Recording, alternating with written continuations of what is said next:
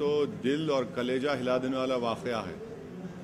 एक 8 साला बच्ची को किडनैप किया गया, किडनैप करके उसको ड्रग्स दिए गए, उसके बाद कई दिन तक उसका रेप हुआ और उसके बाद उसको जान से मार दिया गया।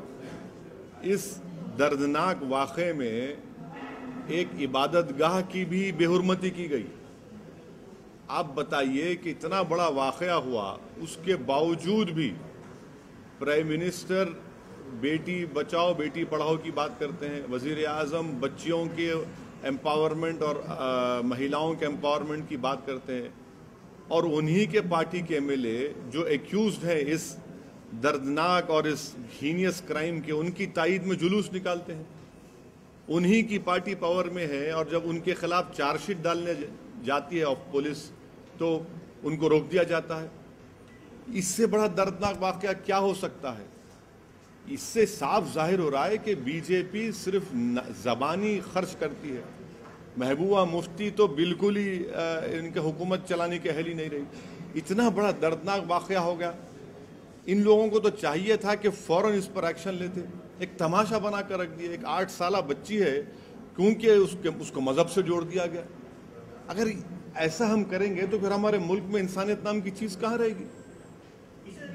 उत्तर प्रदेश से भी सामने आ रहा है, बीजेपी के विधायक है, उनके ऊपर उनके परिवार के ऊपर एक महिला के साथ रेप, बलात्कार और उनके परिवार वालों को धमकी देने, मार पिटाई का आरोप लग रहा है। इसको कैसे देख रहे हैं? नहीं, सबसे हैरत अंगेज और तकलीफदेह बात यह है कि वो जो विधायक मुख्यमंत्री से मिलने गए तो मीडिया के सामने हंसकर मुस्कुराकर जा रहे थे। ऐसा लग रहा था कि वो कोई बादशाह है जा रहे हैं, ज़रा चेहरे पर मलामत नहीं है।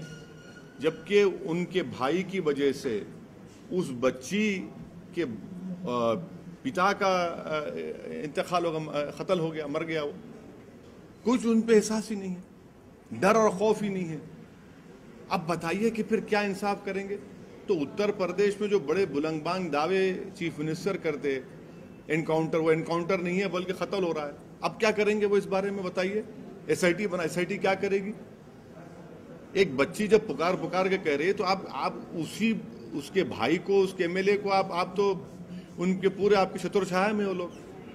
तो इससे साफ जाहिर हो रहा है कि बीजेपी का जो गवर्नेंस उत्तर प्रदेश में ये बड़ा बायस्ड है और ये लोग अपीजमेंट कर रहे हैं, अपने ही लोगों की तायद कर रहे हैं। प्रधानमंत्री सहित भारतीय जनता पार्टी के राष्ट्रीय अध्यक्ष अमित शाह और बाकी लीडर्स जो हैं उपवास पे बैठने वाले, उनका कहना है कि पार्लियामेंट फंक्शन नहीं होने दिया सकता। देखिए, ये आंखों में पर्दा और धूल झोंकने के बराबर है। बीजेपी के पास और एनडीए के पास 300 से ज़ायद एमपी हैं। एआईएडीएमके उनकी एलाई है। वो अगर चाहते तो एक मोशन मूव करते पार्लियामेंट में और जो MPs well of the house में गड़बड़ कर रहे थे उनको सस्पेंड कर सकते थे। और आपने पहले ऐसा किया भी, कांग्रेस के एमपी सस्पेंड किया, तो आपने क्यों सस्पेंड नहीं किया? बीजेपी नहीं चाहती थी कि नो कॉन्फिडेंस मोशन पर डिबेट हो। अगर डिबेट होता तो मेहुल चोकसी, ये मोदी और ये तमाम बैंक के स्कैम के ऊपर हुकूमत को जवाबदेह होना पड़ता और एक्सपोज हो जाती। इन तमाम चीज़ों को से बचने के लिए ये एक अंडरहैंड डीलिंग किए। वो मोशन क्यों नहीं हुआ? और अगर प्रधानमंत्री फास्ट पे बैठने वाले हैं तो फिर वो क्यों नहीं बैठते फास्ट पर जब दलितों को मारा गया, पीटा गया? उत्तर प्रदेश में एक दलित अपनी शादी की बारात एक रास्ते से नहीं निकाला जा सकता।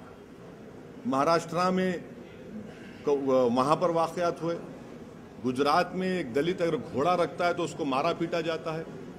कई किसान खुदकुशी करे 4 साल में, हज़ारों की तादाद में। क्यों नहीं प्रधानमंत्री बैठते फास्ट में उनके लिए? प्रधानमंत्री जो झूठा वादा किए कि 2 करोड़ नौकरियां देंगे नौजवानों को हिंदुस्तान के, कितनों को नौकरी मिली? उसके लिए बैठिए।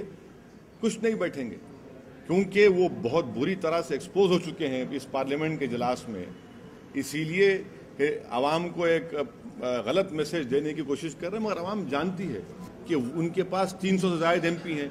वो अगर नेक नियत होते तो हाउस को चलाते थे, मगर वो नहीं चाहते थे कि हाउस चले। 8,50,000 से ज़्यादा टॉयलेट्स बनाए गए पिछले 1 सप्ताह में। प्रधानमंत्री ने ऐसा दावा किया बिहार के अपनी सभा में, इसका मतलब कि एक से ज्यादा टॉयलेट बनाया गया 1 सेकेंड के अंदर। अब देखिए, प्रधानमंत्री जो है अब वो टफ कंपटीशन देने वाले हैं हिंदुस्तान के एक मायानाज मैजिशियन है पीसी सरकार को। अब वो दिन दूर नहीं है जब टीवी चैनल्स के सामने प्रधानमंत्री टोपी में से खरगोश को निकालेंगे। 8.5 लाख टॉयलेट एक हफ्ते में बनना, यानी एक टॉयलेट 1 सेकंड में बन रहा है। भाई साहब, ऐसी कौन सी मशीनरी ला ली आप, कहां से लाए बताइए आप? 8.5 लाख बना दिए। अरे आप प्रधानमंत्री हैं, जरा मालूम कर लेते और बोल देते। मगर ये प्रधानमंत्री का कंसिस्टेंट बिहेवियर है कि जुमलाबाजी, जुमले पे जुमला बोल दो। 15 लाख आएंगे, गरीबों को दूंगा, 2 करोड़ नौकरियां दूंगा, अच्छे दिन लाऊंगा। तो ये सिलसिला चल रहा है।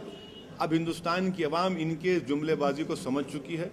अभी ज़्यादा दिन चलने वाला नहीं है। पहले भारतीय जनता पार्टी के राष्ट्रीय अध्यक्ष हैं, उनके परिवार के सदस्य के ऊपर एलिगेशन आए कि उनकी कंपनी के शेयर अचानक से बेतहाशा बढ़ गए। अब केंद्रीय मंत्री पीयूष गोयल, उनके परिवार के ऊपर भी से जुड़ी कंपनी के ऊपर ऐसे ही आरोप आ रहे हैं। नहीं, ये तमाम चीज़ें एक बात को बता रही हैं कि जो प्रधानमंत्री ने कहा कि ना खाऊंगा ना खाने दूंगा, ये सब सिर्फ एक जुमला था।